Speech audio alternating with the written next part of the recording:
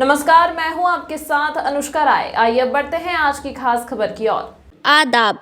संवाद के इस एपिसोड में आज हम बात करेंगे बिहार के नए राजनीतिक हालचाल की, जिसमें कहा जाता है कि बिहार की सियासत में कब क्या होगा ये तो सिर्फ नीतीश कुमार ही जानते हैं। यानी बिहार की राजनीति नीतीश कुमार से शुरू होती है और वहीं खत्म। जी हाँ, जदयू में राष्ट्रीय अध्यक्ष के फेरबदल के बाद बिहार की राजनीति अगले कुछ दिनों के लिए रोचक हो गई है। पिछले 24 घंटे के अंदर दिल्ली से लेकर पटना तक के राजनीतिक हलचलों को डिकोड किया जाए तो यही लगता है कि नीतीश कुमार अब बिहार की राजनीति में कुछ नया कर सकते हैं। राजनीतिक विश्लेषक नीतीश कुमार से संबंधित बीजेपी, आरजेडी और जेडीयू के हर कदम को डिकोड कर रहे हैं, पर नीतीश कुमार राजनीति के माहिर खिलाड़ी हैं। अंतिम मौके तक उन्हें समझना मुश्किल ही नहीं नामुमकिन होता है। वैसे भी कहा जाता है कि बिहार की सियासत में कब क्या होगा ये तो सिर्फ नीतीश कुमार ही जानते हैं। यानी बिहार की राजनीति नीतीश कुमार से शुरू होती है और वहीं खत्म। दरअसल मकर संक्रांति के दिन से खरमास खत्म होता है। इसी दिन बिहार में चूड़ा दही भोज की सियासत जोरों पर रहती है। इस बार राजद सुप्रीमो लालू प्रसाद यादव भी पटना में हैं। नीतीश कुमार भी पटना में ही रहेंगे और बाकी पार्टियों के नेता भी यहीं रहेंगे। जाहिर है कि 10 सर्कुलर रोड, राबड़ी आवास, एक अड़े मार्ग, मुख्यमंत्री आवास जदयू के दिग्गज नेताओं से लेकर बीजेपी के धुरंधर नेता चूड़ा दही भोज देंगे।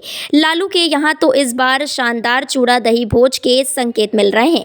खबर यही है कि अगले 16 दिन सिर्फ कयासों के दिन रहेंगे। यानी जो समझ में आए वही सच लगेगा। ऐसा लगेगा कि बस अब कुछ हुआ, लेकिन कुछ भी बड़ा होने के आसार फिलहाल कम है। बिहार, यूपी जैसे राज्यों में खरमास का अपना अलग महत्व है। मान्यता है कि खरमास में घर में पूजा पाठ होते रहना चाहिए, रुके नहीं, लेकिन शुभ कार्यों पर रोक रहती है।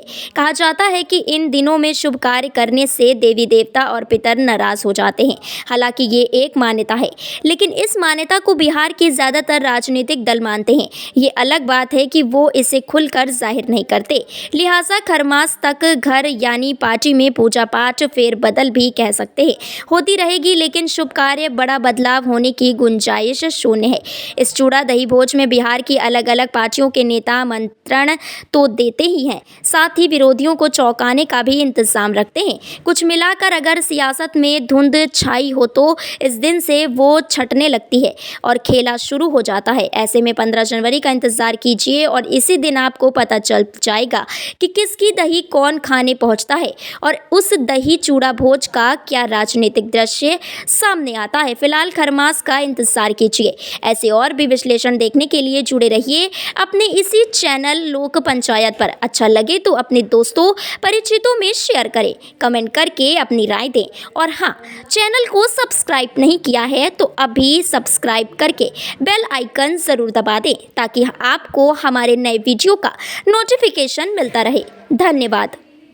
इस अंक में फिलहाल इतना ही। अगले अंक में आपसे फिर होगी मुलाकात। तब तक के लिए नमस्कार।